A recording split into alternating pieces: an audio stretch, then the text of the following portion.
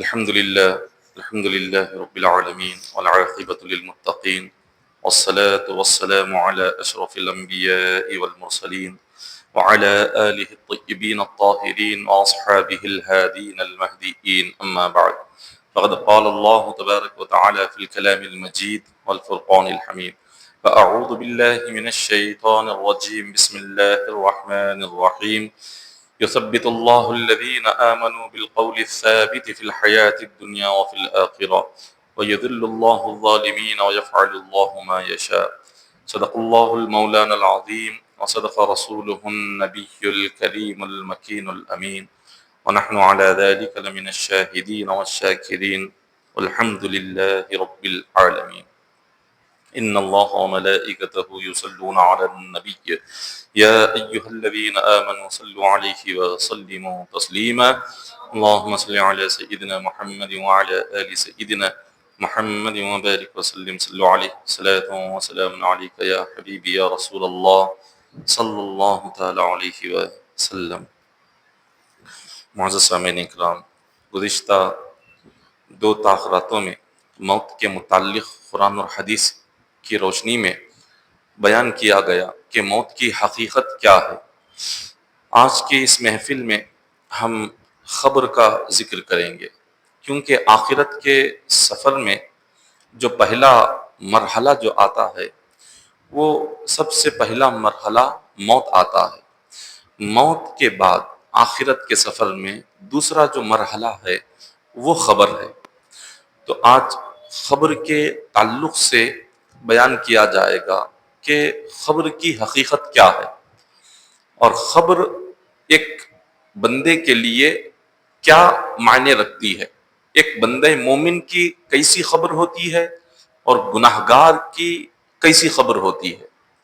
حدیث پاک میں بیان کیا گیا، حضرت برہ بن عازب رضی اللہ تعالیٰ عنہ آقا علیہ السلام کے صحابی رسول ہے، یہ روایت کرتے ہیں کہ حضور علیہ السلام کے ساتھ صحابہ کرام ایک جنازے کے لیے ایک خبر پر پہنچے۔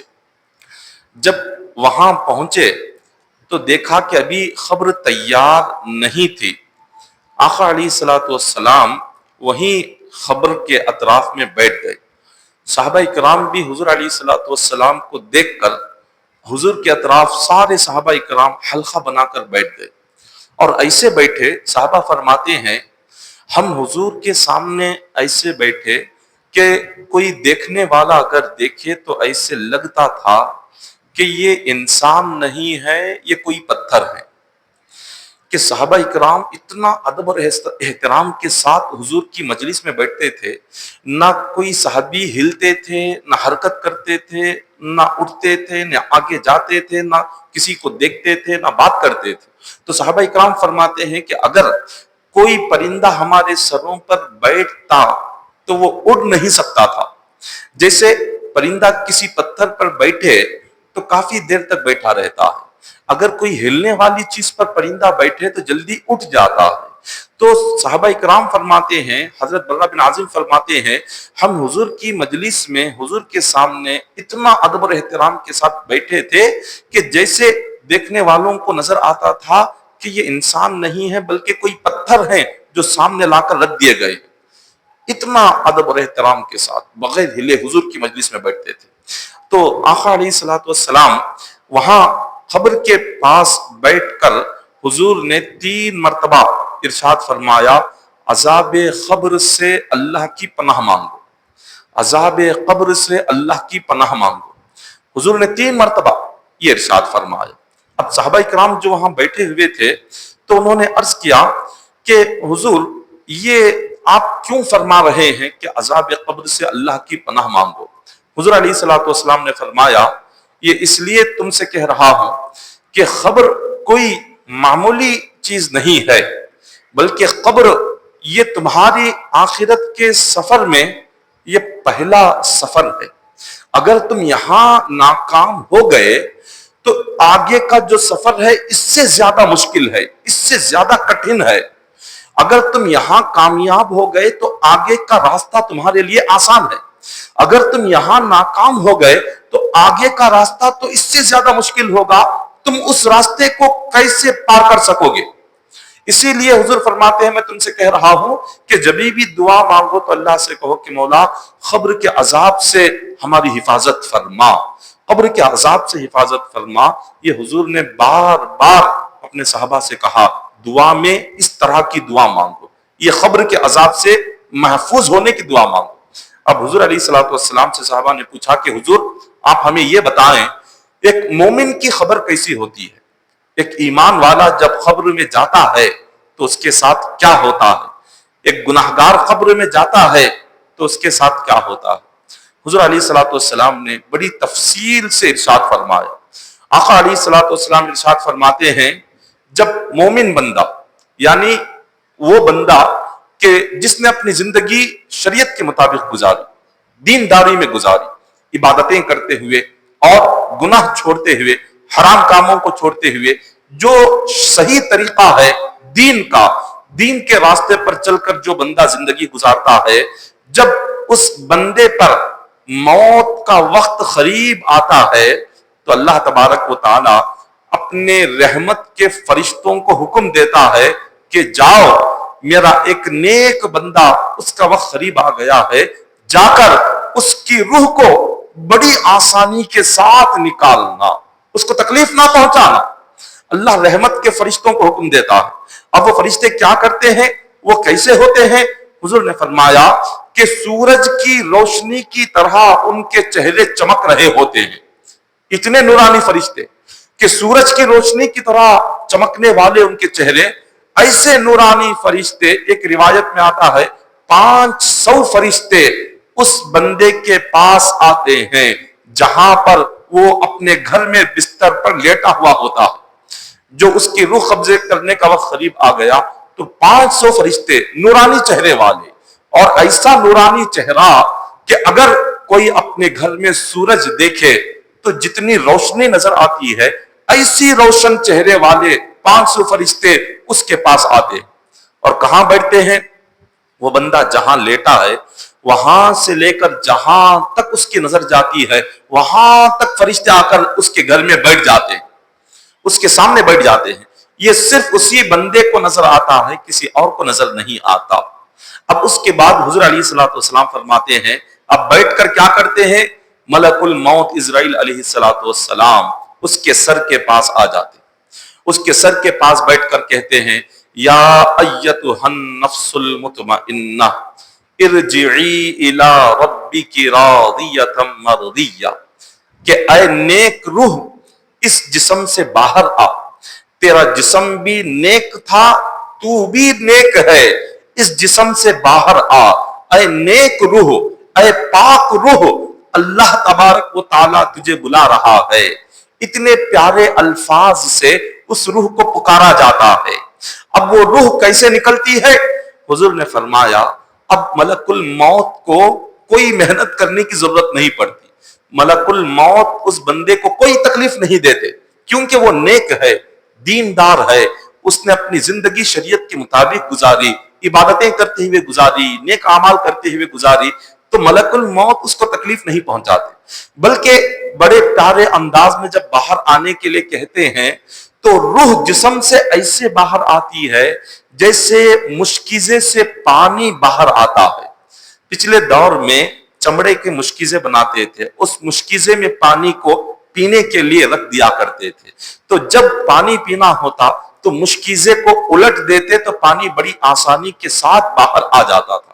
تو حضور فرماتے ہیں جیسے مشکیزے کا پانی آسانی کے ساتھ باہر آتا ہے اتنی آسانی کے ساتھ اس بندے کی روح جسم سے باہر آ جاتی ہے، وہ خوش ہو جاتی ہے، وہ کہتی ہے کہ اللہ کا بلاوا میرے لیے ہے، خدا مجھے یاد کر رہا ہے، خدا مجھے بلا رہا ہے، میں اس جسم کے اندر رہ کر کیا کروں؟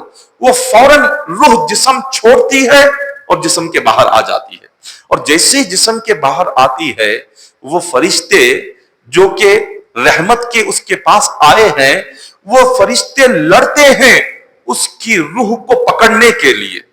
تبرک، جس طرح ہم دنیا میں کسی تبرک کو لینے کے لیے ایک دوسرے سے آگے بڑھتے ہیں، اس طرح سے فرشتے اس نیک بندے کی روح کو لینے کے لیے ایک دوسرے سے لڑتے جھگڑتے ہیں، ہر فرشتہ چاہتا ہے اس نیک بندے کی روح کو میں پکڑوں، اس بندے کی روح کو میں اٹھاؤں۔ فرشتے لڑتے ہیں، کسی کے ہاتھ میں رہنے نہیں دیتے، بلکہ ایک کے ہاتھ سے دوسرے کے ہاتھ، دوسرے سے تیسرے کے ہاتھ، تیسرے کے چوتھے کے ہاتھ، ہر کوئی اس روح کو پکڑنا چاہتا ہے، ہر کوئی اس روح کو اٹھانا چاہتا ہے۔ اور جب فرشتے اس روح کو اٹھاتے ہیں اور پھر حضرت اسرائیل علیہ السلام جو وہاں اس روح کو لے جانے کے لیے آئے تھے، وہ خالی ہاتھ نہیں آتے، بلکہ جنت کا کفن لے کر ساتھ میں آتے ہیں، جنت کا ریشمی کفن اپنے ساتھ لے کر اس میں جنت کی کستوری کی خوشبو رکھ کر لاتے ہیں، اور اس روح کو اس جنت کے کفن میں لپیٹتے ہیں، اور جنت کی خوشبو کستوری کو اس میں ڈالتے ہیں، اور اس کو لے کر اللہ کی طرف اوپر جاتے ہیں۔ اسی لیے بعض جو نیک میتیں ہوتی ہیں تو انتقال کے بعد گھروں میں خوشبو آ جاتی ہے، اچانک سے خوشبو آتی ہے۔ یہ خوشبو کہاں کی ہے؟ اتنی بہترین خوشبو کہ کہیں پر کوئی عطر تو نہیں ڈالے ہوئے ہوتے، اچانک انتقال ہوا، گھر میں خوشبو پھیل جاتی ہے، تو وہ اس بندے کے نیک ہونے کی نشانی ہے، اس بندے کے اللہ کا نیک اور محبوب بندہ ہونے کی علامت ہے۔ فرشتے جنت کی جو خوشبو لے کر آئے تھے، وہ خوشبو سارے گھر میں پھیل جاتی ہے، اور جب تک وہ میت رہتی ہے سارے گھر میں خوشبو ہی خوشبو رہتی ہے۔ تو یہ جنت کی خوشبو ہوتی ہے جو فرشتے لے کر آئے ہوئے تھے۔ اب اس بندے کی روح کو فرشتے جنت کے کفن میں رکھ کر، جنت کی خوشبو میں لپیٹ کر اب اس کو لیتے ہیں اور لے کر سیدھے آسمان کی طرف پہنچتے ہیں۔ جو پہلے آسمان کے فرشتے ہیں وہ سوال کرتے ہیں کہ یہ روح کو لے کر آئے، کیا بہترین خوشبو ہے، کتنی پاکیزہ یہ روح ہے۔ تو فرشتے پوچھتے ہیں یہ کس کی روح ہے؟ تو فرشتے اس روح کا نام لیتے ہیں، یہ فلاں بندہ ہے، یہ دنیا میں یہاں رہتا تھا، یہ بڑا نیک تھا، اس کا نام یہ ہے، ہم اس کی روح کو نکال کر لے کر آئے ہیں۔ تو پہلے آسمان کے فرشتے اس روح کو مبارکبادی پیش کرتے ہیں، مبارکبادی دیتے ہیں کہ تم اللہ سے ملنے کے لیے تم جا رہے ہو، آج تمہیں اللہ تبارک و تعالیٰ کا دیدار ہوگا، ہم تمہیں اس دیدار کی مبارکبادی پیش کرتے ہیں۔ اس نیک روح کو پہلے آسمان کے فرشتے مبارکبادی پیش کرتے ہیں اور دروازہ کھل جاتا ہے، اور پھر اس کے بعد وہ روح پہلے آسمان سے ہوتے ہوئے دوسرے آسمان تک پہنچتی ہے۔ دوسرے آسمان کے فرشتے استقبال کرتے ہیں اس روح کو، اس کو دیکھ کر اس کے لیے قصیدے پڑھتے ہیں، اس کی خوش آمدید کرتے ہیں اور اس کی تعریف کرتے ہیں۔ پھر تیسرے آسمان پر پہنچتے ہیں۔ اس طرح ہوتے ہوتے یہ روح ساتوں آسمانوں تک پہنچ جاتی ہے، اور پھر ساتوں آسمانوں کے اوپر عرش الہی تک روح جاتی ہے، اور پھر عرش الہی پر جیسے ہی وہ نیک بندے کی روح پہنچتی ہے، وہاں پر اللہ تبارک و تعالی اس روح سے کہتا ہے، اے روح بتا، تو نے زندگی بھر مجھے راضی کرنے کے لیے بڑی محنت کی، تو راتوں میں جاگتا تھا، اپنی نیندیں قربان کرتا تھا، اپنے بستروں کو چھوڑتا تھا، آ کر میرے لیے مصلی پر رات بھر کھڑا ہوتا تھا، میرا کلام سنتا تھا، اور دن اور رات میں تو بھوکا پیاسا رہتا تھا میرے لیے، اے روح بتا تجھے کیا چاہیے۔ وہ نیک روح کہتی ہے کہ مولا، میں نے ساری زندگی جو محنت کی اس نیت سے کہ تو مجھ سے راضی ہو جائے، اب بس اتنا میں چاہتا ہوں کہ مولا تو مجھ سے راضی ہو جا۔ اللہ تعالیٰ فرماتا ہے میں تجھ سے راضی ہو گیا، تبھی تو تجھے یہاں پر میں نے بلایا ہے، تبھی تو میں تجھے اپنا دیدار کرا رہا ہوں، تبھی تو میں تجھ سے باتیں کر رہا ہوں۔ اگر تجھ سے راضی نہیں ہوتا تو میں تجھے یہاں پر کیوں بلاتا؟ جب وہ نیک بندے کی روح یہ سنتی ہے، وہ فوراً سجدے میں گر جاتی ہے، اللہ کی بارگاہ میں سجدہ شکر ادا کرتی ہے۔ پھر اس کے بعد اللہ تعالیٰ فرماتا ہے، اے روح، جتنے سجدے کرنے تھے وہ دنیا میں تھے، اب سجدوں کا وقت ختم ہو گیا ہے، اب اپنا سر سجدے سے اٹھا۔ اللہ تعالیٰ فرشتوں سے فرماتا ہے، اے فرشتوں، اس روح نے میرا دیدار کر لیا، اب واپس اس روح کو لے کر جاؤ، جس جسم سے لے کر آئے تھے اس روح کو دوبارہ اسی جسم پر لوٹاؤ، کیونکہ اللہ نے فرمایا منہا خلقناکم وفیہا نعیدکم ومنہا نخرجکم تارۃ اخری۔ اللہ تعالیٰ فرماتے ہیں میں نے جس مٹی سے اس کو پیدا کیا تھا اب واپس اسی جگہ اس کی مٹی کو پہنچانا ہے۔ فلاں شہر فلاں جگہ کی مٹی سے اس کو میں نے پیدا کیا، اب اس کو لے جاؤ اسی جسم کی طرف لوٹاؤ اور اس جسم کو دوبارہ اسی مٹی میں ملنا ہے جس مٹی سے میں نے اس کو پیدا کیا تھا۔ اللہ تعالیٰ نے جب آدم علیہ السلام کو پیدا کیا، آدم علیہ السلام سے لے کر قیامت تک جتنے انسان پیدا ہوں گے وہ سارے کے سارے آدم علیہ السلام کی اولاد ہیں۔ آدم علیہ السلام کو جب رب نے پیدا کیا تو ایک مقام کی مٹی سے نہیں، دنیا بھر کی مختلف زمینوں کی مٹی سے اللہ نے آدم علیہ السلام کو پیدا کیا۔ اب آپ کی اولادیں جو دنیا میں آئی وہ جس مٹی کو اللہ نے آدم علیہ السلام میں ڈالا تھا، وہ جس مٹی سے دنیا میں آئے اللہ تبارک و تعالیٰ انہیں اسی ملک میں پیدا کیا۔ جس ملک کی مٹی آدم علیہ السلام کے اندر ڈالی اس ملک کی مٹی کے لوگوں کو اللہ نے اسی ملک میں پیدا کیا۔ جس شہر کی مٹی آدم علیہ السلام میں ڈالی گئی اور اس شہر کے لوگوں کو اللہ نے اسی شہر میں پیدا کیا۔ اور جب وہ مٹی لوٹانا ہے تو اللہ تعالیٰ فرشتوں سے فرماتا ہے اب اس کی روح کو لے جاؤ، لے جا کر اسی جسم میں ڈالو اور دوبارہ سے اس کے جسم کو اس کی قبر میں دفناؤ، میں قیامت کے دن پھر سے اس بندے کو اسی قبر سے زندہ کروں گا۔ اللہ کا حکم آتا، اب فرشتے کیا کرتے ہیں، اب اس بندے کی روح کو لے کر آتے ہیں اور لے کر آ کر اس کے جسم سے ملا دیتے ہیں۔ اب یہ کب ہوتا ہے؟ یہ سارا جو منظر ہے، یہ سارا جو واقعہ ہے حدیث پاک میں آتا ہے روح جسم سے نکلنے سے لے کر آسمانوں کا سفر کر کر آ گئی، ساتوں آسمانوں کا سفر کر کے عرش الہی تک پہنچ کر اللہ سے ملاقات کر کے باتیں کر کے روح جب واپس آ گئی تو کتنا وقت گزرتا ہے؟ یہاں میت کے جسم سے روح نکالنے سے لے کر غسل کرنے کے وقت تک میت سارا آسمان کا سفر طے کر کے پھر واپس جسم کی طرف لوٹ جاتی ہے۔ صرف غسل کے وقت تک روح نکلی اور غسل کے لیے یہاں تیاری ہو رہی ہوتی ہے، یہاں ابھی غسل بھی نہیں ہوا، غسل کی تیاری تک یہ روح اللہ کی بارگاہ سے جا کر پہنچ کر پھر واپس آ جاتی ہے۔ روح کی جو طاقت ہے انسان کی سمجھ اور عقل سے کئی ہزار گنا بڑھ کر ہے۔ روح کی طاقت کو انسان نہیں سمجھ سکتا۔ اب جیسے ہی یہ روح واپس آ جاتی ہے تو جہاں اس روح کا جسم رہتا ہے روح اپنے جسم کے اطراف رہتی ہے۔ حدیث پاک میں ہے حضور نے فرمایا کہ جو میت ہے، میت اپنے غسل دینے والے کو پہچانتی ہے۔ میت نماز جنازہ کون پڑھ رہا ہے اس میت کا نماز جنازہ، میت اپنی نماز پڑھنے والے کو دیکھتی ہے۔ میت اپنے کاندھا دینے والے کو بھی جانتی ہے، اس کو پہچانتی ہے۔ میت اپنے قبر میں اتارنے والوں کو دیکھتی ہے، پہچانتی ہے۔ میت اس پر مٹی ڈالنے والوں کو دیکھتی ہے اور پہچانتی ہے۔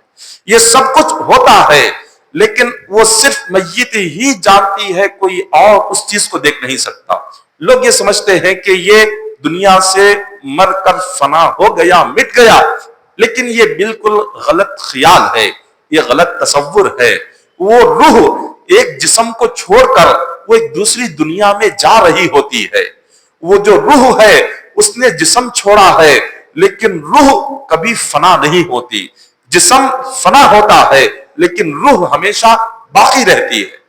اب جیسے ہی اس بندے کی روح کو دنیا میں لے کر آتے ہیں اور پھر لوگ اس کو لے جاتے ہیں، لے جا کر قبرستان پہنچتے ہیں اور پھر اس کو دفنایا جاتا ہے۔ حضور علیہ الصلوۃ والسلام فرماتے ہیں یسمع قرع نعالہ، 40 قدم لوگ پلٹتے ہیں۔ 40 قدم جیسے ہی ہو گئے تو میت اپنی قبر میں جوتوں کی آواز کو سن رہی ہوتی ہے۔ جو لوگ چل کر جا رہے ہیں قبر پر مٹی ڈال کر وہ جا رہے ہیں، حدیث پاک میں ہے کہ میت جوتوں کی آواز کو سنتی ہے جو لوگ اس کو دفنا کر گئے ہوئے ہیں۔ دنیا میں اگر دیوار درمیان میں آڑ آ جائے تو بات سنائی نہیں دیتی، لیکن موت کے بعد میت کی سننے کی طاقت زندگی سے کئی گنا بڑھ جاتی ہے۔ ایک تو وہ زمین کے نیچے ہے اور اس پر کئی من مٹی ڈالی گئی ہے، اور اتنی مٹی رہنے کے باوجود بھی میت سن رہی ہے کہ کون یہاں قبر پر مٹی ڈال کر واپس جا رہا ہے۔ اور جیسے ہی وہ 40 قدم گزرتے ہیں، اب وہاں سے حضور علیہ الصلوۃ والسلام نے فرمایا کہ 2 فرشتے اس میت کے پاس آ جاتے ہیں، اور وہ فرشتے آ کر اس میت کو اٹھا کر بٹھاتے ہیں۔ بٹھانے کے بعد اب قبر کا امتحان شروع ہو رہا ہے، قبر کے سوالات شروع ہو رہے ہیں۔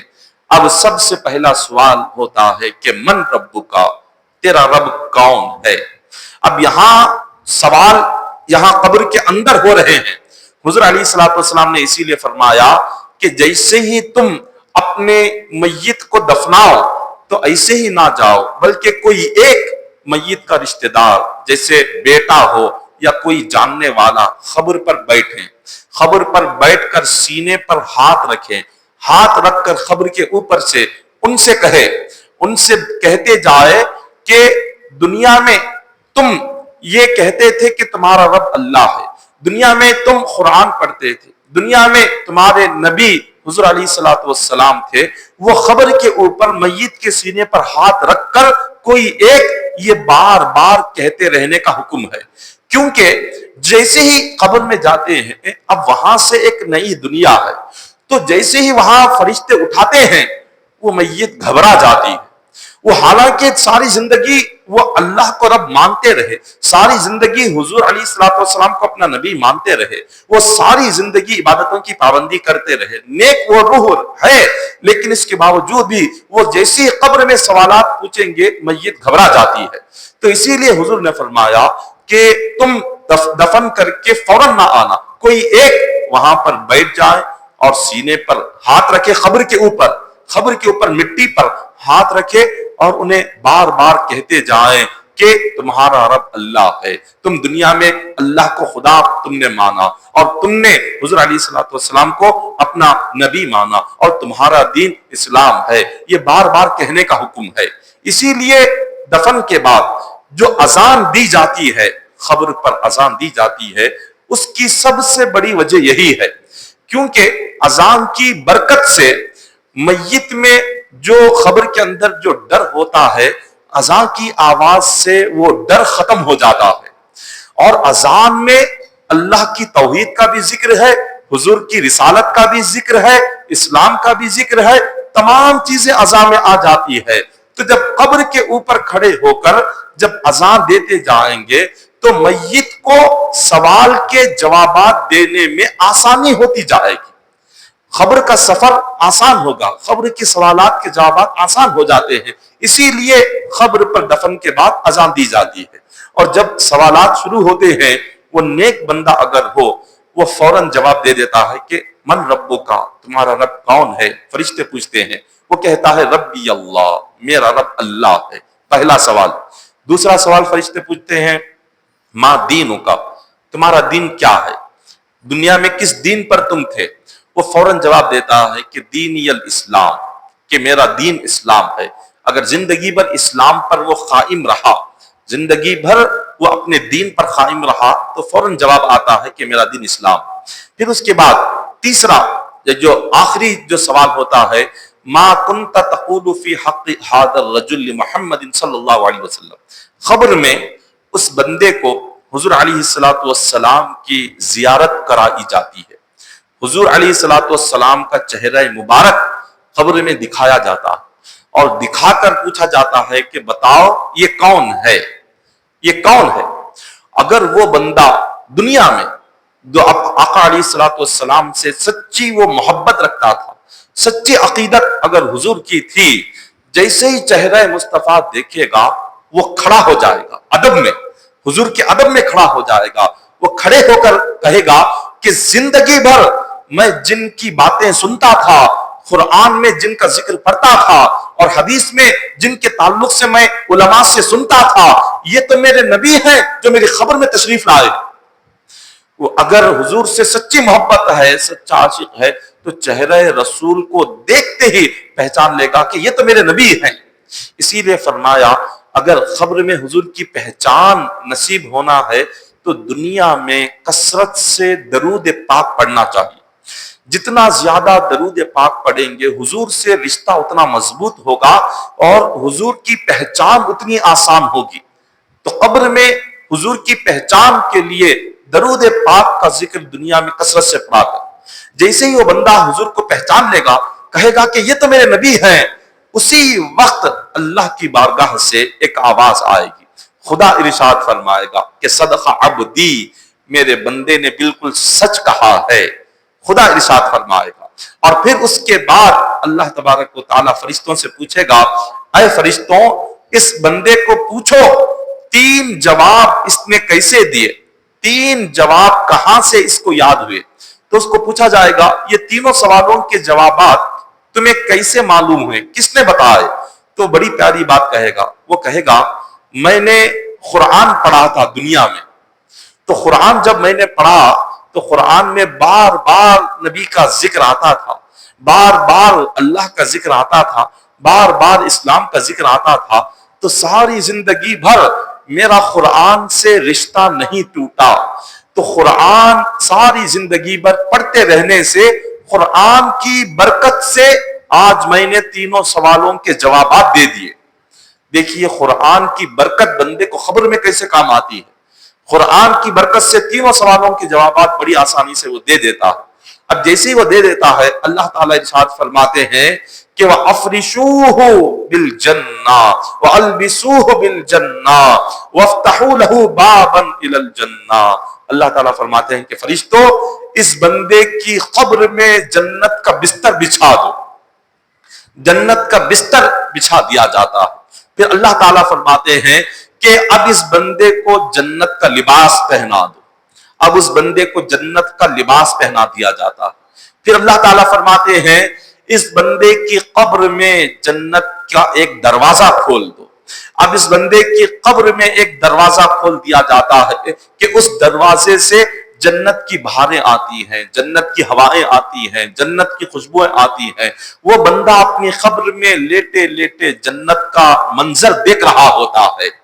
یہ نیک بندے کی قبر ہے، یہ اللہ کے ایسے بندے کی کہ جس کی زندگی عبادتوں میں گزری، جس کی زندگی قرآن کی تلاوت میں گزری، جس کی زندگی حلال کھانے میں گزری، اور جس کی زندگی تقوی پرہیزگاری میں گزری، جس کی زندگی خوف خدا میں گزری، جس کی زندگی عشق مصطفیٰ میں گزری، جس کی زندگی اللہ کے ذکر میں گزری، جس کی زندگی نماز کی پابندی میں گزری، جس کی زندگی تہجد گزاری میں گزری، ایسے بندے کی قبر کو اللہ جنت کا باغ بنا دیتا ہے۔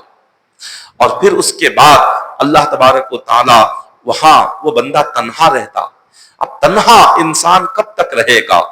تنہا جب رہتا ہے تھوڑی دیر کے بعد اس کو گھبراہٹ محسوس ہوتی ہے کہ میں تنہا کب تک رہوں۔ اب اس کی قبر میں ایک نوجوان آتا، بڑا حسین نوجوان، ایسا حسن، ایسا نورانی چہرہ کہ اس نے کبھی دنیا میں نہیں دیکھا ہوگا، اور اس نوجوان کا لباس بھی بڑا نورانی ہوتا ہے، اور اس نوجوان کے جسم سے نور ٹپک رہا ہوتا ہے۔ اب یہ میت اپنی قبر میں اس نوجوان کو دیکھ کر پوچھتا ہے کہ تو کون ہے؟ میں نے ایسا حسین چہرہ آج تک کسی کا نہیں دیکھا، ایسی خوشبو جو تم سے آ رہی ہے میں نے آج تک ایسی خوشبو کسی کی نہیں دیکھی، اور جو لباس تم نے پہنا ایسا نورانی لباس بھی میں نے نہیں دیکھا، سر سے لے کر پیر تک تمہارے جسم سے نور ٹپک رہا ہے۔ اس قبر میں آج سارے لوگوں نے ساتھ چھوڑ دیا، اس قبر میں نہ میری اولاد ساتھ آئی، نہ میرے والدین ساتھ آئے، نہ دوست و احباب ساتھ آئے، نہ اہل خرابت ساتھ آئے، نہ رشتہ دار ساتھ آئے، نہ خاندان ساتھ آیا، کوئی بھی ساتھ نہیں آیا، لیکن تو کون ہے اے نوجوان جو آج میری قبر میں میرے ساتھ ہے؟ اور وہ نوجوان کہتا ہے کہ اے بندے یاد کر، تو ساری زندگی جو اللہ کی عبادت کرتا تھا، جو نیک اعمال کرتا تھا، جو نماز پڑھتا تھا، جو روزے رکھتا تھا، جو قرآن پڑھتا تھا، جو تو اللہ کا ذکر کرتا تھا، تہجد پڑھتا تھا، میں تیری ساری نیکیاں ہوں، آج اللہ نے تیری عبادتوں کو، نیکیوں کو ایک نوجوان کی شکل بنا کر تیرے پاس مجھے بھیجا ہے۔ میں تیرے وہی نیک اعمال ہوں، میں تیری عبادات ہوں، میں تیرے اچھائیاں ہوں، میں تیرے سارے وہ کام ہوں جو تو اللہ کے لیے کرتا تھا۔ اللہ نے آج وہ ساری نیکیوں کو ایک نوجوان شکل بنا کر مجھے تیرے پاس بھیجا ہے۔ اور رب نے کہا کہ اس قبر میں جب کوئی ساتھ نہیں تو رب نے مجھ سے کہا کہ جب تک یہ قبر میں رہے گا قیامت تک تم اس کے ساتھ رہنا، اس کا ساتھ نہ چھوڑنا۔ خبر کا جو ساتھی ہے، خبر کا جو دوست ہے، وہ اس بندے کی نیک اعمال ہیں۔ خبر کا دوست اس بندے کی نماز ہے، خبر کے ساتھی اس بندے کی عبادات ہے، خبر کا ساتھی اس بندے کے روزے ہیں، خبر کا ساتھی اس بندے کی قرآن کی تلاوت ہے، خبر کا ساتھی اس بندے کے تہجد کی نماز ہے، خبر کا ساتھی اس بندے کا ذکر اور اس کی تسبیح ہے، جو اس کے ساتھ قیامت تک اس کی قبر میں رہتے ہیں، اس کا ساتھ نہیں چھوڑتے۔ تو جس کو خبر میں ہمارے ساتھ آنا ہے، ہم اس ساتھی کو ہم نے چھوڑ دیا، اور جن لوگوں کو خبر میں آنا نہیں ہے، ہم ساری زندگی انہی کے لیے جیتے ہیں اور انہی کے لیے مرتے ہیں۔ ساری زندگی جن کے لیے جیتے ہیں اور جن کے لیے ہم ساری زندگی محنت کرتے ہیں، ان میں سے کسی کو خبر میں آنا نہیں ہے۔ ان میں سے سارے کے سارے صرف قبر میں اتارنے تک کھڑے رہتے ہیں۔ مٹی ڈالنے کے بعد جو ساتھی ہمارے ساتھ قیامت تک خبر میں رہے گا، وہ صرف اور صرف بندے کے نیک اعمال ہیں، اس کے عبادات ہے۔ تو اپنی اس ساتھی کی فکر کرے کہ جس کو ہمارے ساتھ آنا ہے، اس کی فکر کرے، اس کی تیاری کرے۔ اللہ نے اسی تیاری کے لیے یہ ماہ رمضان بھیجا ہے، اللہ نے اسی تیاری کے لیے یہ تاخراتیں بھیجی ہے، اللہ نے اسی تیاری کے لیے ان تاخراتوں میں نماز تہجد کا اہتمام فرمایا ہے، قرآن پاک کی تلاوت کا انتظام یہ اسی لیے ہے کہ ہم ان راتوں میں عبادت کر کے اپنے قبر کے ساتھی کو تیار نہ کریں۔ ہم ان راتوں میں کھڑے ہو کر ہمارا جو دوست قبر میں آنے والا ہے، اس دوست کی تیاری شروع کرے۔ اب اس کے بعد حضور علیہ الصلوۃ والسلام فرماتے ہیں، اب جب وہ بندہ یہ سب کچھ دیکھے گا قبر میں، تو اللہ تعالیٰ سے عرض کرے گا کہ مولا، مجھ سے پہلے جو انتقال کر گئے وہ کہاں ہیں؟ میرے والد کہاں ہیں؟ میری والدہ کہاں ہیں؟ میرے بھائی کہاں ہیں؟ میرے خاندان والے جو مجھ سے پہلے دنیا سے رخصت ہو گئے، مولا وہ کہاں ہے؟ میں ان سے ملنا چاہتا ہوں، مولا میں ان کے ساتھ رہنا چاہتا ہوں۔ وہ میت، وہ روح یہ کہتی ہے۔ تو اللہ تعالیٰ ارشاد فرماتا ہے کہ بندے، ان سے ملاقات اب نہیں ہوگی، قیامت کے دن ہوگی۔ قیامت کے دن میں تیری ملاقات تیرے والدین سے بھی کرواؤں گا، تیرے رشتہ داروں سے، تیرے خاندان سے، تیرے سارے جان پہچان والوں سے تیری ملاقات ہوگی، لیکن وہ ملاقات کا وقت اب نہیں ہے، وہ ملاقات کا وقت قیامت ہے۔ وہ بندہ عرض کرے گا کہ مولا، اگر قیامت وہ وقت ہے تو آج ہی قیامت کو قائم کر دے، میں آج ہی اپنے والدین سے ملنا چاہتا ہوں، آج ہی قیامت قائم کر دے، اپنے ماں باپ کو دیکھنا چاہتا ہوں، ان سے زیارت کرنا چاہتا ہوں، ان سے باتیں کرنا چاہتا ہوں۔ اللہ تعالیٰ فرمائیں گے کہ بندے نہیں، ابھی اس کے لیے وقت ہے، جو میں نے وقت طے کیا ہے اسی وقت قیامت قائم ہوگی، اس سے پہلے قیامت قائم نہیں ہوگی۔ وہ عرض کرے گا کہ مولا، جو میرے لیے تو نے نعمتیں تیار کر رکھی ہے، کیا وہ اتنی ہی ہے، یہاں پر ہی ختم ہے؟ اللہ تعالیٰ ارشاد فرمائیں گے کہ بندے، میری جو نعمتیں تجھے میں عطا کرنے والا ہوں، یہ جو خبر میں جو تو دیکھ رہا ہے، یہ کچھ نہیں ہے۔ جس دن قیامت قائم ہوگی، اس دن یہ ساری نعمتوں سے 1000 گنا بڑھ کر میں تجھے اپنی نعمتیں عطا فرماؤں گا۔ وہ جب سنے گا کہ قیامت کے دن کی نعمتیں اس نعمتوں کے مقابل میں قبر کی نعمتیں کچھ نہیں ہے، وہ دعا کرے گا کہ مولا، وہ کیا منظر ہے، میں وہ منظر دیکھنا چاہتا ہوں، آج ہی قیامت کو قائم کر دے، آج ہی قیامت قائم کر، میں دیکھنا چاہتا ہوں تو مجھے اور کیا کیا نعمتیں عطا فرمائے گا۔ اللہ تعالیٰ فرمائے گا کہ بندے نہیں، تو آرام کر، اور تو نے اپنی زندگی میں بڑی محنت کی ہے، تو نے 70-80 سال جو بھی گزارے میرے لیے شریعت کی پابندی میں، نماز کی پابندی میں، قرآن کی تلاوت میں تو نے بہت محنت کی ہے، ماہ رمضان میں بھوکا رہتا تھا، پیاسا رہتا تھا، رات میں جاگتا تھا، تو نے اپنی نیندیں قربان کی، اپنا آرام قربان کیا، اپنا بھوک قربان کیا، اپنا کھانا پینا میرے لیے تو نے سب کچھ قربان کیا۔ آج اپنی قبر میں آرام کر، تجھے کوئی نہیں جگائے گا، تجھے آرام میں کوئی خلل نہیں ڈالے گا، تو آرام کرتا جا، قیامت کے دن ہی تجھے قبر سے اٹھایا جائے گا۔ اللہ تعالیٰ اس کو آرام کرنے کا حکم دے گا۔ یہ ایک مومن کی خبر ہے، یہ ایک مومن کا حال ہے۔ اس کے روح نکلنے سے لے کر اس کے قبر تک اس کا سفر ایسے گزرتا ہے۔ اب یہ تو مومن ہو گیا، نیک بندہ، نمازی بندہ، عبادت گزار۔ اب جو گناہگار ہے، اس گناہگار کا کیا حال ہوتا ہے؟ اب ہم نے تو نیکوں کا ذکر سنا حدیث پاک میں، یہاں تک تو نیک بندے کا ذکر تھا۔ اب گناہگار کا کیا حال ہوتا ہے؟ بے نمازی کا کیا حال ہوتا ہے؟ سود خور کا کیا حال ہوتا ہے؟ شرابی کا کیا حال ہوتا ہے؟ مشرک کا کیا حال ہوتا ہے؟ کافر کا کیا حال ہوتا ہے؟ اللہ کو ناراض کرنے والے کا کیا حال ہوتا ہے؟ بے ایمان کا کیا حال ہوتا ہے؟ اس کی قبر کیسی ہوتی ہے؟ اس کی موت کیسی ہوتی ہے؟ اس کا ذکر بھی حضور علیہ السلام حدیث پاک میں فرماتے ہیں۔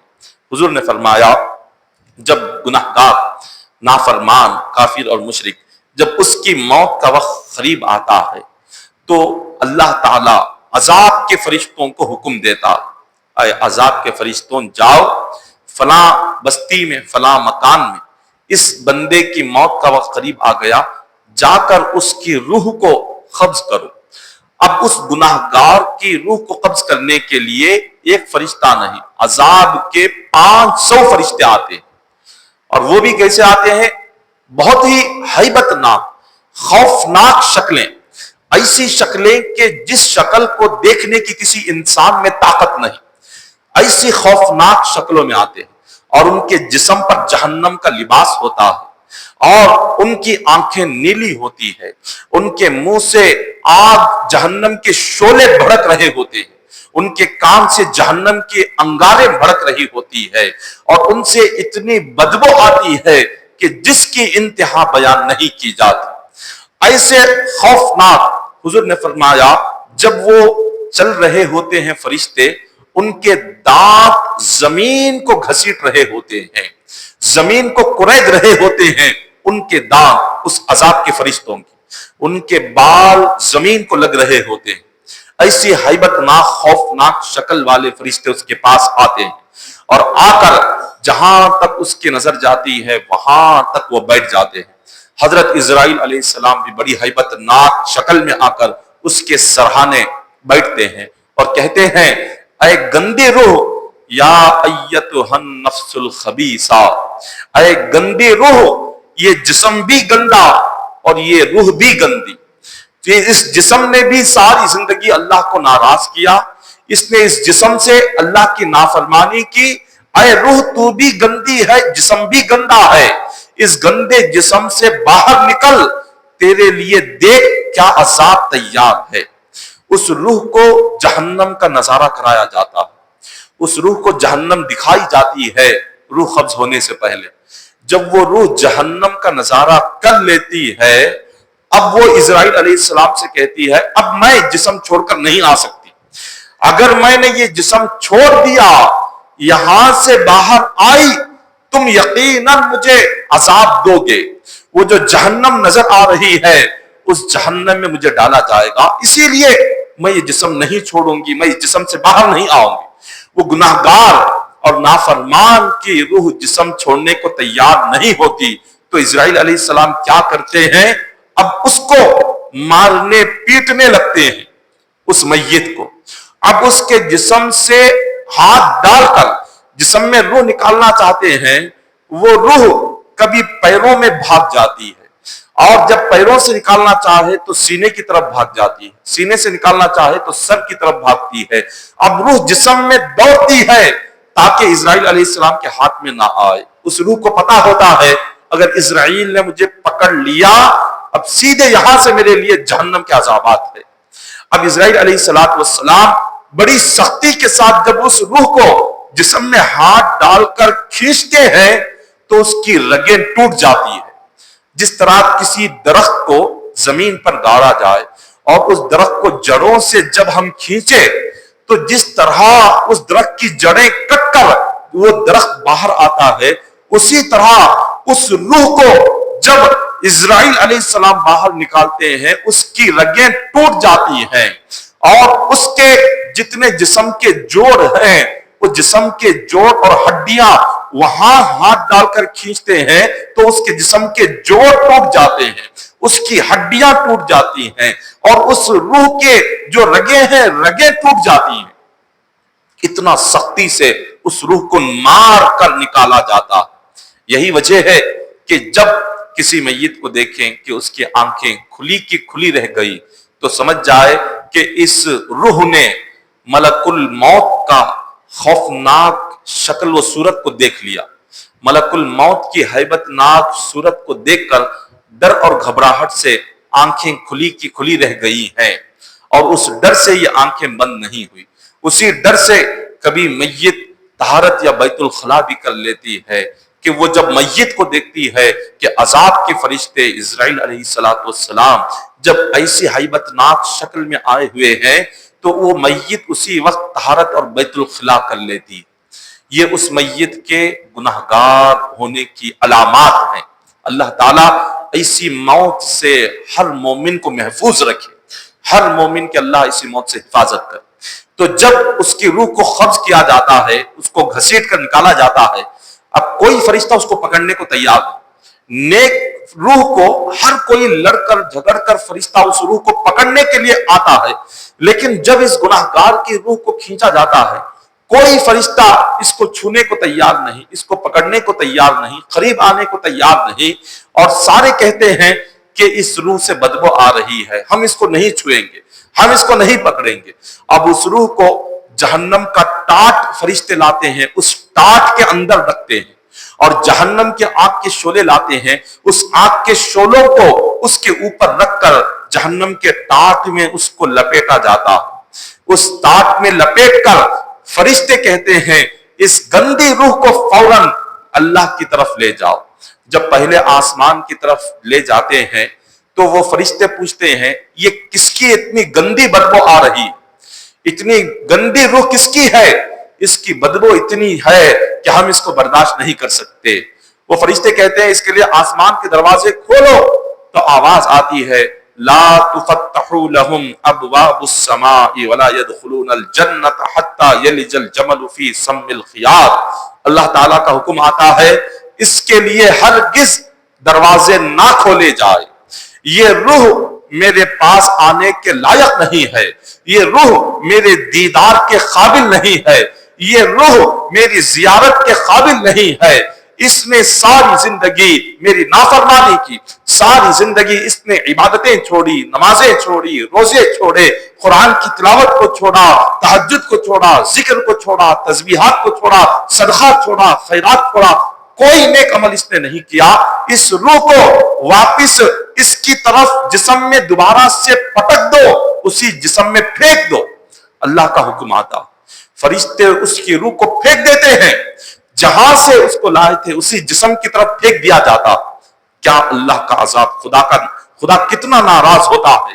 ایک نافرمان گناہگار کافر اور مشرک کی روح سے اللہ اتنا زیادہ ناراض ہوتا ہے۔ پھر اس کے بعد اب اس کی روح کو دوبارہ جب لاتے ہیں اور اس کے جسم کی طرف لوٹاتے ہیں، اب وہ گناہگار ہو، نافرمان، کافر اور مشرک، اب اس کی طرف روح واپس آ گئی۔ اب لوگ اس کے لیے غسل کی تیاری کر رہے ہیں، جنازے کی تیاری کر رہے ہیں، نماز کی تیاری کر رہے ہیں، قبرستان میں دفن کی تیاری کر رہے ہیں، کفن کی تیاری کر رہے ہیں۔ وہ روح جب یہ سارا منظر دیکھتی ہے تو اپنے رشتہ داروں سے، گھر والوں سے روح کہنے لگتی ہے کہ تم یہ کیا کر رہے ہو، یہ انتظامات کیوں کر رہے ہو، یہ انتظامات مت کرو، تمہیں پتا نہیں وہاں میرے لیے کیا کیا عذاب تیار کیے جا رہے ہیں، میرے لیے قبر میں کیا تکلیف ہے تم نہیں دیکھتے، وہ میں دیکھ رہا ہوں، میں جان رہا ہوں، مجھے غسل نہ دو، مجھے یہاں سے نہ اٹھاؤ، مجھے دفن نہ کرو، ورنہ جو میرا حال ہوگا تم میرے حال کو نہیں جانتے، میرے عذاب کو نہیں جانتے، میری تکلیف کو نہیں جانتے. لیکن اس روح کی آواز کوئی نہیں سنتا.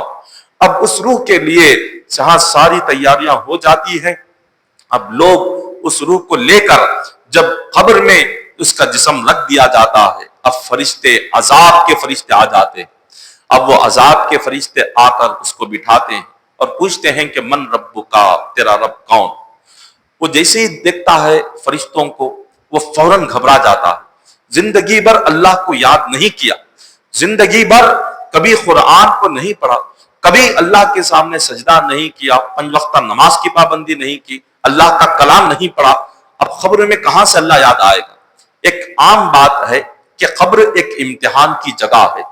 دنیا ساری، یہ جو دنیاوی زندگی ہے، امتحان کی تیاری ہے. قبر امتحان کی جگہ ہے. اب امتحان کس کا اچھا ہوگا؟ جو اس کی تیاری کرے. دنیاوی امتحان کے لیے بھی کوئی بھی بچہ ہو، وہ کئی مہینوں سے تیاری کرتا ہے، کئی مہینوں سے پڑھتا ہے، راتوں میں جاگتے ہیں، 3 بجے 2 بجے 4 بجے تک ساری رات جب بچے پڑھتے ہیں، اس کے بعد جو اس کا نتیجہ آتا ہے، بہت اچھا نتیجہ آتا ہے. تو دنیاوی امتحان کوئی بغیر محنت کے اور بغیر راتوں میں جاگے اس امتحان میں کامیاب نہیں ہو سکتا. تو قبر کے امتحان میں بغیر محنت کے بندہ کیسے کامیاب ہو سکتا ہے؟ تو دنیا کے امتحان کے لیے کئی مہینوں سے تیاری ہوتی ہے، اور کئی مہینوں سے راتیں، نیندیں قربان کر دی جاتی ہے، کھانا چھوڑ دیا جاتا ہے، پینا چھوڑ دیا جاتا ہے. اس کے بعد اس بچے کے لیے کامیابی کے راستے کھلتے ہیں، وہ کامیاب بھی ہوتا ہے اور اس کے لیے نمبرات بھی اچھے آتے ہیں، آنے والی زندگی بھی بہتر سے بہتر ہوتی ہے. اب قبر بھی وہی ہے. قبر امتحان کی جگہ ہے. اس کے سوالات کی تیاری کے لیے اللہ نے دنیاوی زندگی عطا کی. تو جس کی زندگی دین پر گزری، شریعت کی پابندی پر گزری، نماز کی پابندی میں گزری اور قرآن کی تلاوت میں گزری، تو سمجھ جاؤ اس کی قبر کا امتحان بہت آسان ختم ہو جائے گا، قبر کے امتحان میں کامیاب ہو جائے گا.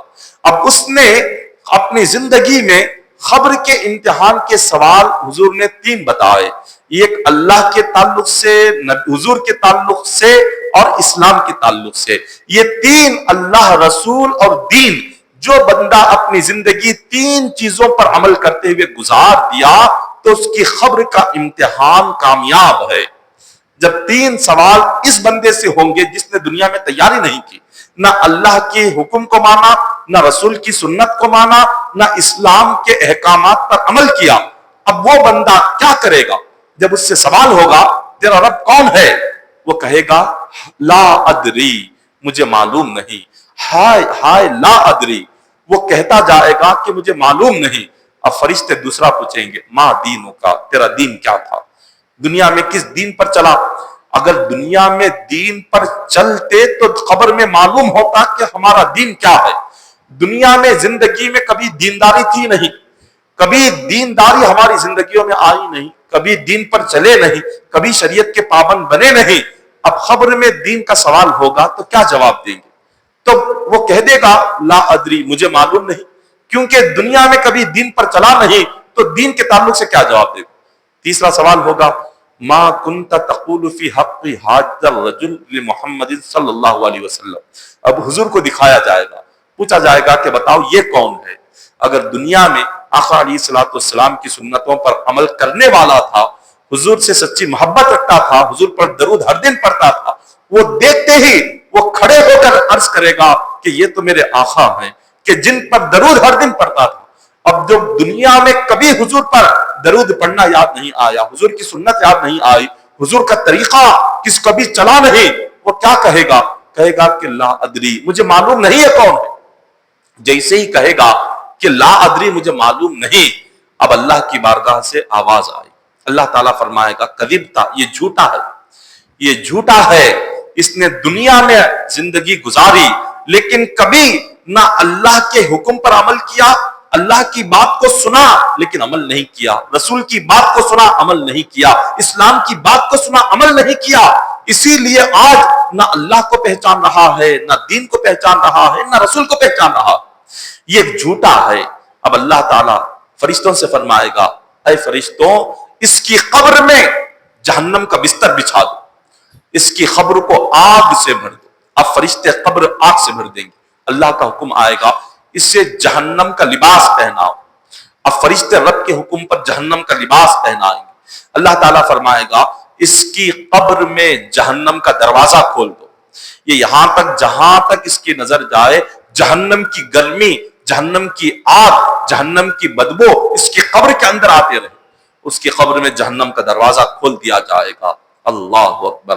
اب یہ سلسلہ عذاب کا سلسلہ، جہنم کی آگ کا سلسلہ، یہ جہنم کی بدبو کا سلسلہ اس کے لیے اتنا سخت ہوگا کہ جس کو وہ وہاں دیکھ کر عرض کرے گا اے کاش دنیا میں میں کچھ کر لیتا تو یہاں میری قبر جنت کا باغ بن جاتی، کاش میں دنیا میں کچھ دین پر عمل کر لیتا، شریعت پر عمل کر لیتا، کاش دنیا میں کچھ نیک اعمال جمع کر لیتا، عبادتیں جمع کر لیتا، نمازیں جمع کر لیتا تو آج میری قبر میں یہ جہنم کا دروازہ نہیں کھلتا، مجھے جہنم کا لباس نہیں پہنایا جاتا، مجھے جہنم کی آگ میں سونا نہیں پڑتا۔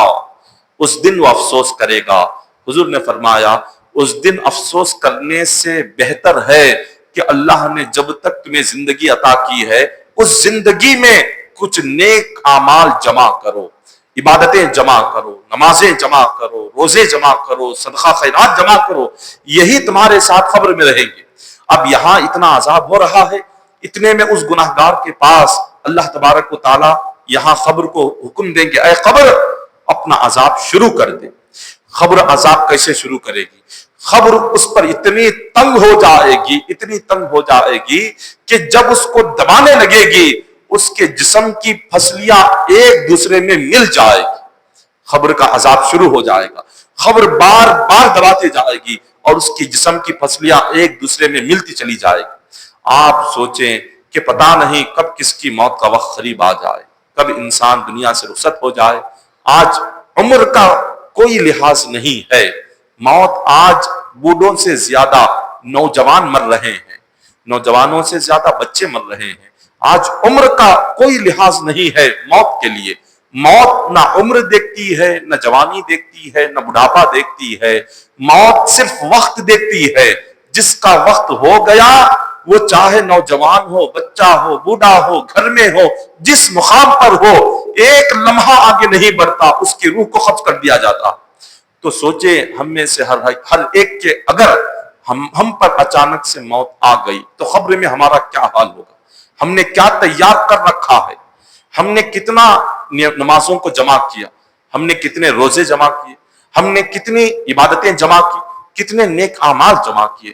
دنیاوی بھاگ دوڑ یہ محنت جتنی بھی انسان کر لے، ایک لمحہ چاہیے موت کو، یہ ساری دنیاوی محنتیں، یہ کوششیں، یہ کاوشیں، یہ بندے کو ایک لمحے کے لیے قبر میں سکون نہیں پہنچا سکتی، ایک لمحے کے لیے۔ نہ اس کی اولاد اس کو سکون پہنچا سکتی ہے، نہ اس کے گھر کے جتنے افراد ہیں، نہ خاندان کے لوگ ہیں، نہ دنیاوی جان پہچان والے، کوئی اس کی قبر میں ایک رائے کے دانے کے برابر اس کے عذاب کو کم نہیں کر سکتا۔ اب یہ کم کرنا کس کے ہاتھ میں ہے؟ یہ خود اسی بندے کے ہاتھ میں ہے۔ اس نے اپنی زندگی میں ہوش اگر سنبھال لیا، وہ موت سے پہلے موت کے لیے تیار ہو گیا، قبر سے پہلے اپنی قبر کی تیاری کر لی، تو اسی بندے کی نیک اعمال، اس کی محنت اس کو قبر میں کام آئے گی۔ اگر دنیا میں محنت کر چکا، اگر دنیا میں محنت نہ کیا تو اس بندے کے لیے سوائے قبر میں افسوس کے، چیخ و پکار کے اور کچھ نہیں ہے۔ حضور علیہ الصلوۃ والسلام فرماتے ہیں کہ جو خبروں میں تمہارے ساتھ کیا جاتا اگر تم وہ دیکھ لیتے تو کبھی تمہارے چہرے پر مسکراہٹ نہیں آتی، کبھی تم مسکراتے نہیں۔ جیسے ہی قبر میں عذاب شروع ہوتا ہے، اس انسان کی جو چیخیں نکلتی ہے، وہ چیخیں صرف قبرستان کی حد تک نہیں رہتی، اس شہر کی حد تک نہیں رہتی۔ اس میت کی جو چیخیں ہیں وہ مشرق سے لے کر مغرب تک ساری زمین میں وہ گونجتی ہے، وہ ایسے چیختا، ایسے چلاتا، وہ گناہگار میت اتنا چیختی ہے کہ جتنے جانور ہیں جانور سنتے ہیں۔ اسی لیے آپ دیکھیں खबर पर कोई जानवर नहीं बैठता, खबर पर कोई परिंदा नहीं बैठता, हालांकि वहां कोई उन्हें भगाने वाला नहीं होता, वहां कोई उड़ाने वाला नहीं होता। खबर पर ना परिंदे बैठते हैं ना जानवर बैठते हैं, वो सारे कब्रिस्तान के बाहर रहते हैं, जबकि वहां वो सुकून से बैठ सकते हैं। लेकिन जानवर वो सब कुछ देखते हैं जो खबर में हो रहा। अल्लाह ने उन्हें वो आंखें अता फरमाई है, परिंदों को, जानवरों को, कि वो खबर के अजाब को देखते हैं और वो अजाब को, उस मय्यत की आवाजों को सुनते हैं, चीखों को सुनते हैं। इसीलिए कभी खबर के करीब भी परिंदे नहीं जाते, खबर के करीब नहीं बैठते, जानवर नहीं बैठते, वो अजाब देखकर वहां से वो भाग जाते हैं। अल्लाह अकबर। इसीलिए हुजूर ने फरमाया, अगर तुम वो चीखें सुन लो जो खबर में तुम्हारे मुर्दे पुकारते हैं, तुम्हारे मरहूम जिसको तुम अपने हाथों से दफनाते हो, अगर उनके साथ क्या हो रहा है खबर में, अगर तुम वो देख लो, उनकी चीखें सुन लो, तो हुजूर ने फरमाया तुम अपना घर छोड़कर, आबादी छोड़कर, शहर छोड़कर तुम जंगलात में चले जाओगे। तुम कहोगे कि ये दुनिया मुझे चाहिए ही नहीं, तुम कहोगे कि यहाँ के फितने में मुझे रहना ही नहीं, मैं सुकून से शहर से बाहर किसी जंगल में जिंदगी गुजारूंगा। तो इतना भयानक खबर का सफर है। आका अलैहिस्सलाम आगे फरमाते हैं, अब उस गुनाहगार मय्यत के पास एक बदशक्ल, बदबोदार, बदतरीन लिबास में एक नौजवान आएगा।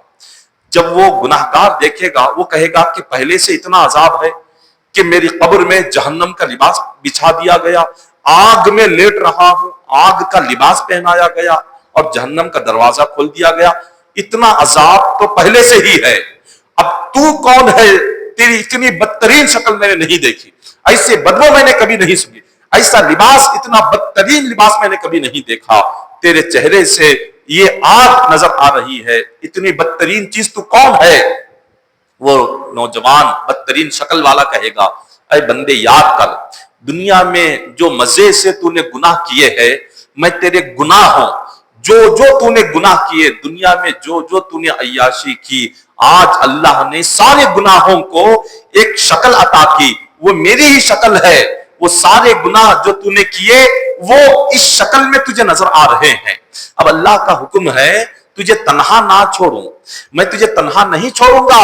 अब मुझे हुक्म दिया गया क़यामत तक मैं तेरे साथ रहूंगा। अब वो बदतरीन शक्ल वाला, बदबूदार, जहन्नम का लिबास पहना हुआ, अब उसका साथ नहीं छोड़ेगा। वो कहेगा कि तेरे गुनाह, रब का हुक्म है, खबर में मैं तेरे साथ ही रहूंगा और क़यामत तक तेरे साथ रहूंगा और तेरा अजाब होता रहेगा। एक तरफ तो अजाब की तकलीफ को बर्दाश्त करेगा, एक तरफ मेरी सोहबत को, मेरी दोस्ती तुझसे बर्दाश्त नहीं होगी, मेरा चेहरा तुझसे बर्दाश्त नहीं होगा, मेरी बदबू बर्दाश्त नहीं होगी, मेरा लिबास बर्दाश्त नहीं होगा, जहन्नम की आग बर्दाश्त नहीं होगी, जहन्नम की गर्मी बर्दाश्त नहीं होगी। मगर अल्लाह का हुक्म है, तेरे गुनाहों की सजा यही तुझे क़यामत तक मिलने वाली है। अल्लाह अकबर। आप गौर करें, ये चंद साला जिंदगी को हमने हमेशा की जिंदगी समझ रखा है, हमें इबरत हासिल करना है। हुजूर अलैहिस्सलाम फरमाते हैं, तुम खबर को देखकर इबरत हासिल करो, तुम जनाजे को देखकर इबरत हासिल करो, मय्यत को देखकर इबरत हासिल करो कि हर एक के साथ वही होने वाला है, हर एक के साथ वही होगा, कोई इससे बचने वाला नहीं है, कोई इससे छुटकारा हासिल करने वाला नहीं है। जब सबको ये चीज आनी है तो इसके लिए हम तैयारी क्यों नहीं करते? इसके लिए तैयारी करें और रातों में उठे, मेहनतें करे, मशक्कतें करे, तहज्जुद के पाबंद हो, पंज वक्त नमाज के पाबंद हो और कुरान की तिलावत हमेशा करे। हर दिन एक रुकू कम से कम कुरान पढ़ने की आदत डाले। कुरान पढ़ने की आदत, हर दिन एक रुकू, कितना वक्त लगता है? 2 से 4 मिनट एक रुकू पढ़ने के लिए। हर दिन कुरान से ताल्लुक जोड़े, अपना रिश्ता कुरान से जोड़े, क्योंकि क़यामत के दिन कुरान आकर बंदे की शिफाअत करेगा। खबर में कुरान साथ आएगा, वो आकर मदद करेगा बंदे की। कुरान हर दिन एक रुकू पढ़े और हुजूर पर हर दिन कम से कम 500 मरतबा दरूद पढ़े, 500 मरतबा हुजूर पर दरूद पाक पढ़े, क्योंकि खबर में हुजूर को देखते ही हमें पहचानना है। अगर हुजूर की पहचान नसीब होनी है तो दरूद पाक किसी भी हाल में पढ़ना ही पढ़ना है। तो ये तमाम खबर की तैयारियां हैं। तो माह रमजान के जितने भी दिन थे गुजर चुके, अब सिर्फ 8 दिन बच गए हैं, 22 दिन मुकम्मिल हो गए, 8 दिन बच गए हैं। इन 8 दिनों को آپ مکمل عبادت میں گزارے۔ آج کی رات سے ایک نیا قرآن پاک شروع ہو رہا ہے۔ گزشتہ 2 راتوں میں 21 اور 23 میں 15 پارے پڑھ کر ہم نے ایک قرآن پاک مکمل کیا۔ آج یہ تیسری تاخرات ہے۔ آج آدھا قرآن پاک ایک پہلے پارے سے لے کر 15 پارے آج پڑھے جائیں گے، اور پھر اس کے بعد پیر کے دن شب قدر ہے۔ شب قدر کی رات میں 15 پارے پڑھیں گے، ایک قرآن پاک مکمل ہو جائے گا ان 2 راتوں میں۔ اور اس کے بعد سب سے آخری تاخرات چہارشنبے کے دن ہے۔ چہارشنبے کے دن 8:30 بجے عشاء کی جماعت قائم ہوگی، اور 8:30 سے لے کر سحری کے وقت 3:30 بجے تک انشاءاللہ ایک قرآن پاک مکمل کیا جائے گا ایک رات میں۔ تو لہٰذا ابھی آپ کے پاس 2 قرآن سننے کا موقع ہے۔ ان 2 قرآن پاک کو آج آپ تہجد میں سنیں، کھڑے رہیں۔ تکلیف تو ہوگی ہی، کھڑے ہونے کی تکلیف، رات میں جاگنے کی تکلیف، لیکن یہ تکلیف نہیں برداشت کریں گے تو پھر ہمیں قبر میں سکون کیسے ملے گا؟ بغیر تکلیف کے دنیاوی 2 وقت کی روزی نہیں ملتی، تو بغیر تکلیف کے جنت کیسے مل سکتی ہے؟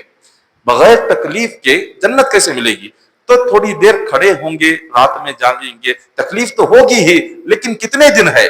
ہم سال کے 365 دن تو نہیں کھڑے ہوتے، 365 راتیں تو ہم اٹھ کر قرآن نہیں پڑھتے، اور اس وقت میں آپ کو کوئی بلاتے بھی نہیں اور ہم جاتے بھی نہیں۔ اب کم از کم 5 راتوں میں 2 راتیں تو گزر گئی، اب بچ گئی ہے 3 راتیں۔ اب یہ 365 راتوں میں کیا 3 راتیں بھی اللہ کے لیے ہم نکال نہیں سکتے؟ 3 راتیں کیا کھڑے ہو کر اللہ کا کلام نہیں سن سکتے؟ 3 راتیں کھڑے ہو کر کیا تہجد میں ہم اللہ کو راضی کرنے کے لیے اللہ کی عبادت نہیں کر سکتے؟ کیونکہ یہی تو ہے خبر میں کام آنے والی چیز۔ اگر ہم جا کر سو گئے، یہ سونا خبر میں نہیں آئے گا۔ آپ کتنا بھی سو لے، آپ پیدائش سے لے کر موت تک تو سونا ہی سونا ہے، ہر رات سونا ہے۔ 7-8 گھنٹے کی نیند سونے کے لیے گزر جاتی ہے، نہ وہ سونا دنیا میں کام آئے گا نہ آخرت میں کام آئے گا، لیکن یہ جاگنا ہماری خبر کو جنت بنائے گا، ہمارا سونا ہماری خبر کو جہنم کا گڑھا بنائے گا۔ تو لہٰذا آپ اپنے یہ 8 دن، یہ 3 راتیں اللہ کے لیے آپ تہجد کی نماز میں قرآن پاک سنتے ہوئے، ابھی 2 قرآن سننے کا موقع ہے، آپ ضرور سے اب تھوڑی دیر میں آدھے گھنٹے میں تہجد کی جماعت قائم ہوگی، آپ وضو سے طہارت سے فارغ ہو جائیں، اور ٹھیک آدھے گھنٹے میں ہم تہجد کے لیے کھڑے ہوں گے۔ دعا ہے کہ اللہ تبارک و تعالی ہم تمام کو نماز تہجد پابندی سے پڑھنے کی توفیق عطا فرمائے، ہماری ان محنتوں کو قبول فرمائے، ہمارے قرآن پڑھنے سننے کو قبول فرمائے، ہماری نماز تہجد کو، روزوں کو، تراویح کو، نمازوں کو اللہ تعالیٰ اپنی بارگاہ میں شرف قبولیت عطا فرمائے، اس کا بہتر سے بہتر اجر دنیا میں، آخرت میں، قبر میں اللہ عطا فرمائے، اور اللہ تعالیٰ ہم تمام کو ایمان پر موت نصیب فرمائے۔ عذاب جہنم سے مولا ہماری حفاظت فرما، عذاب قبر سے ہماری حفاظت فرما، الہ العالمین عذاب سکرات سے ہماری حفاظت فرما، عذاب دنیا سے حفاظت فرما، عذاب موت سے حفاظت فرما، دنیا و آخرت کے ہر طرح کے عذابات سے، مشکلات سے، مصیبتوں سے، پریشانیوں سے، غموں سے ہم تمام کی حفاظت فرما۔ الہ العالمین ہم تمام کی زندگیوں میں شریعت کی پابندی عطا فرما، ہماری زندگیوں میں دینداری عطا فرما۔ الہ العالمین قرآن پاک سے ہمارا گہرا تعلق اور رشتہ عطا فرما، ساری زندگی پر قرآن پڑھنے، اس پر عمل کرنے کی توفیق عطا فرما مولا، ساری زندگی پر مولا تیرے دین کی خدمت کرنے کی توفیق عطا فرما۔ الہ العالمین اے مالک و مولا ہم تمام کی دعاؤں کو اپنی بارگاہ میں شرف قبولیت عطا فرما۔ ان اللہ و ملائکتہ یصلون علی النبی یا ایھا الذین آمنوا صلوا علیہ وسلموا تسلیما، اللهم صل علی سیدنا محمد وعلی آل سیدنا محمد وبارک وسلم، صلوا علیہ الصلاۃ والسلام علیک یا حبیبی یا رسول اللہ صلی اللہ تعالی علیہ وسلم۔ حسبنا اللہ حسبنا اللہ حسبنا اللہ نعم الوکیل نعم المولا ونعم النصیر۔ سبحان ربک رب العزۃ عما یصفون وسلام علی المرسلین والحمد للہ رب العالمین۔